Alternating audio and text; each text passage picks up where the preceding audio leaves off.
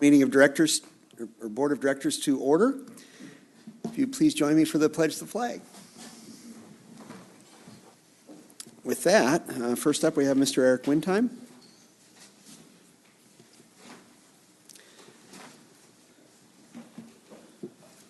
Good evening, board and staff. My name is Eric Windheim, and I am the Director of Sacramento Smart Meter Awareness.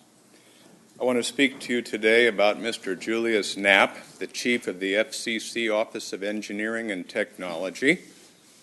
A brief recap shows that he is the Chief of the Federal Communications Commission's Office of Engineering Technology and is the Commission's primary resource for engineering expertise and technical support. He's also responsible for the FCC's Equipment Authorization Program. Mr. Knapp has also received several awards from the Commission, the Award for Exceptional Professionalism, and the FCC's Gold and Silver Medal Awards for Distinguished Service at the Commission. But I have some disturbing questions about Mr. Julius Knapp and his letter. And there's a copy of his letter listed on the back here. Number one, why is he so very wrong about the daily number of microwave transmissions from a smart meter? Who's he really working for? Let's take a look at his quote. He says the devices normally transmit for less than 1 second a few times per day. We all know that's wrong. You've published 13,000 times per day. But 1 month before, PG&E confessed to the CPUC that it was 9,981 times per day and up to 190,000 times per day. And you can see on page 2, here's a copy of that actual public document. So we're wondering how Mr. Knapp missed that. Mr. Knapp is clearly out of touch with the truth, even though he's paid to do so and head of the FCC Office of Engineering Technology. And apparently he's not aware of the previous confessions of PG&E to the CPUC. Mr. Knapp is grossly incompetent. Mr. Knapp is either incompetent or is an outright deceiver, and yet he received the FCC's Gold and Silver Medal Awards. This type of gross error or lie is without any excuse, particularly when it's written to a U.S. representative and used by SMUD as cover for its smart meter installation violations. So why should we believe anything from a documentably incompetent and deceptive FCC from now on? We can't, and only a fool would do so. So why is SMUD relying on Mr. Knapp and his flawed letter as cover for their violations of the equipment authorization? Does SMUD think we are gullible? Is SMUD so desperate to make this violation go away that they will do anything? Think about that. Thank you very much. Next up we have, and I'm sorry I can't quite read the writing, I believe it's Darlene Engelbretson.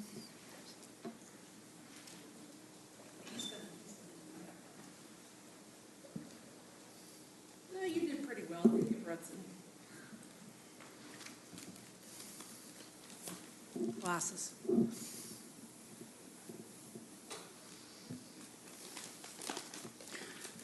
I'm from Stop Smart Meters of Nevada County, and I live in Grass Valley, but I have concern for friends and family that live in SMUD territory and pretty much all human beings. And this is about smart meters.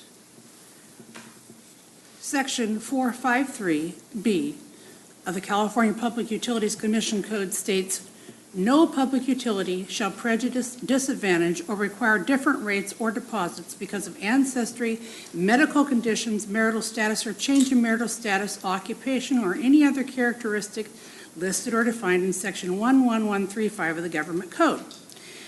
Every time a person opts out because of a medical condition and is charged an opt-out fee, that is a violation of the law. Under the American with Disabilities Act of 1990 as amended in 2008, disability is defined as a physical or mental impairment which substantially limits one or more life activities of such individual, I should know. Code 42, USC 10, defines life activities as caring for oneself, performing manual tasks, seeing, hearing, eating, sleeping, walking, standing, lifting, bending, speaking, breathing, learning, reading, concentrating, thinking, communicating, and working. This also includes major bodily functions such as immune system, normal cell growth, digestive, bowel, bladder, neurological, brain, respiratory, circulatory, endocrine, and reproductive functions. All right, all which smart meters affect in a derogatory manner. Over time, I think this board's been given abundant medical and scientific research which proves indubitably that smart meters can interfere with all the above life activities, both in EMF-sensitive individuals and in the general population. And these harmful machines proliferating is just an invitation to increase disability throughout the entire population, and a direct violation of the ADA for people who already manifest health symptoms.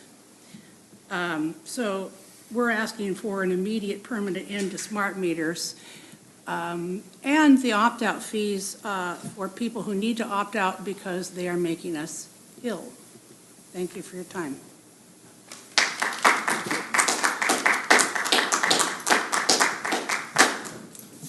Next is Mr. Mark Graham.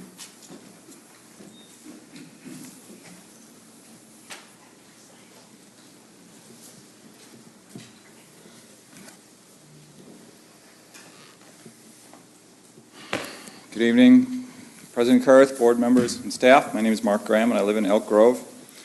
President Kurth, I congratulate you on your performance at the last board meeting. You managed to adjourn the meeting in approximately 7 seconds from the end of the last public comment. You broke your own record. Thank you. I'll try to do better tonight. I think you should be a little more conscious of people that have hearing sensitivity. The content of your video I don't have any problem with, but the volume was frankly too loud for me, and I was sitting back there covering my ear. If the volume of that video had been 50%, I'm sure every person in the room would have heard every word and would have heard the music adequately. So please be conscious of that. Another logistical thing, I noticed, and if you've looked at it, you'll notice the same. The board packet that comes out for every meeting includes the documents that my colleagues and I submit. And so you've got the scanned images, but some of the quality of the scanned image is pretty poor. And I know that SMUD can afford a good scanner. They're only $69.95 at Office Max. And I recommend you get a better scanner so that the image quality is much better. Director Schromme, hopefully you got my email this afternoon. I request a meeting with you to talk about some of the policies on electric meters. I also request a meeting with somebody who can tell me a little bit about this report. I've begun to dive into it. Smart Pricing Options Final Evaluation, which I received at the Smart Meter Workshop. There's a lot in here, and I could really use some help from somebody that's familiar with this in making sense out of it. In particular, I have a few questions that I'll tell you now. What is a time-based rate? What is a time-of-use rate? And what is the difference between those two?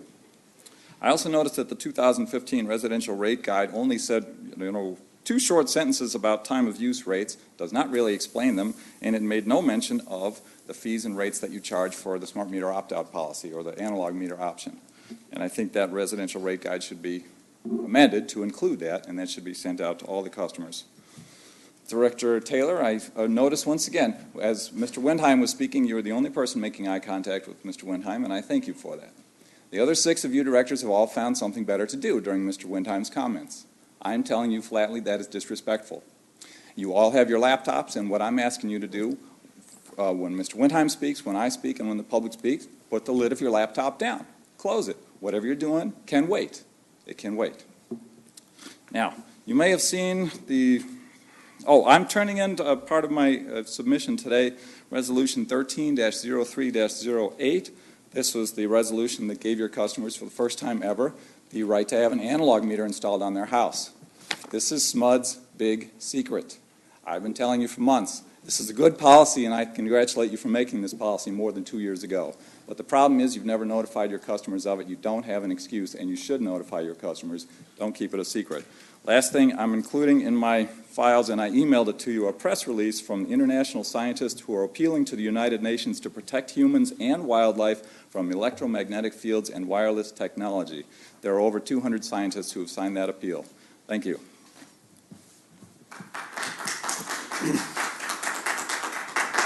Next, we have Kelly Reese. or Royce, I'm sorry.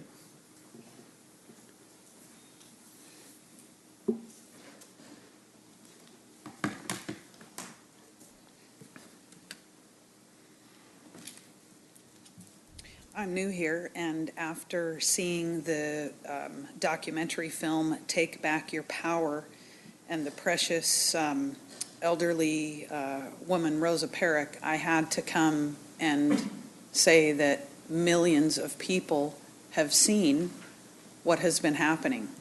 And by lack of taking proper action and educating yourselves, you have allowed some pretty hideous things to occur. But fortunately, there is compelling insight from these whistleblowers and the researchers and the attorneys and the doctors. And we have nice things in the state of California, such as Penal Code 375. I'll try to get a hold of that to bring it in the future, but it's definitely worth reviewing. And the CEQA, the California Environmental Quality Act. The guidelines at section 151.26.2 requires consideration and discussion of significant environmental impacts. The significant environmental impacts of this proposed smart meter rollout project, strangely enough, do coincide with the drought. And the environmental impact research study shall identify and focus on the significant environmental effects of these proposed projects.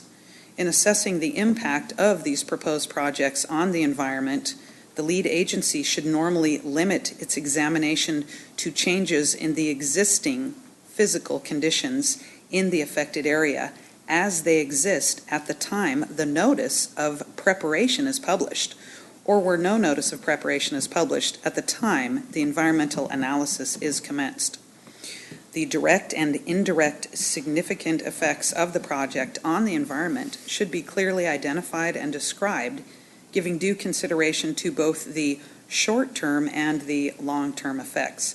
The discussion should include the relevant specifics of the area, the resources involved, physical changes, alterations to ecological systems, and changes induced in population distribution, population concentration, and the human uses of the land, including commercial and residential development. The health and safety problems caused by the physical changes and other aspects of the resource base, such as water, historical resources, scenic quality, and public services. I'd like to finish with Article 4.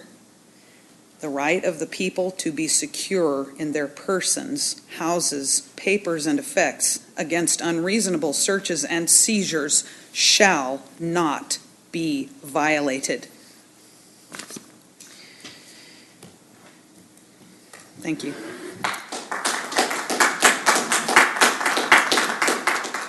Thank you. Mr. Slayton. Thank you, and thanks to the speakers. Just to clarify a couple of items, and I did look at the documentations on SMUD's website, and I hear it addressed as 13,000 transmissions, which sounds like, obviously, that's a lot of transmissions. The weighted average duty cycle time is slightly over 1 minute per 24 hours, and at the 99th percentile, it's about 21 minutes a day. But that's at the 99th percentile. So the average across all the meters, and by the way, the meters have been installed, so this is not a project we're contemplating, the meters have been installed. But one of the speakers did address the issue of ADA. I think SMUD has developed an opt-out policy. We are, at least this director, and I believe the other directors, I think feel the same way, that we don't agree with the supposition that we have a health issue here. But because we appreciate our customers, and customers have different views, that we created an opt-out policy for any customer, regardless of their reason.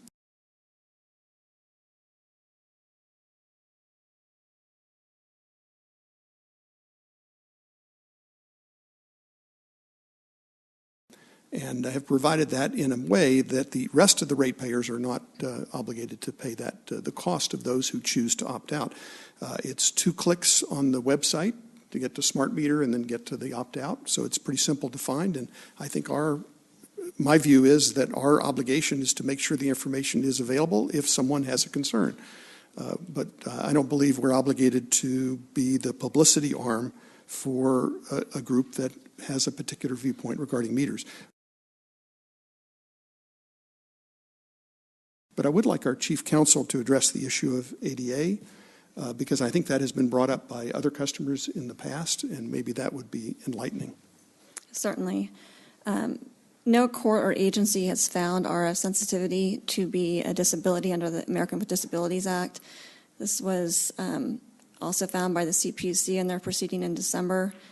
That said, even if the RF sensitivity triggered the requirements of the ADA, as Director Slayton mentioned, SMUD does have an opt-out policy, and that's applicable or available to anybody that wants to opt out for any reason whatsoever. Okay.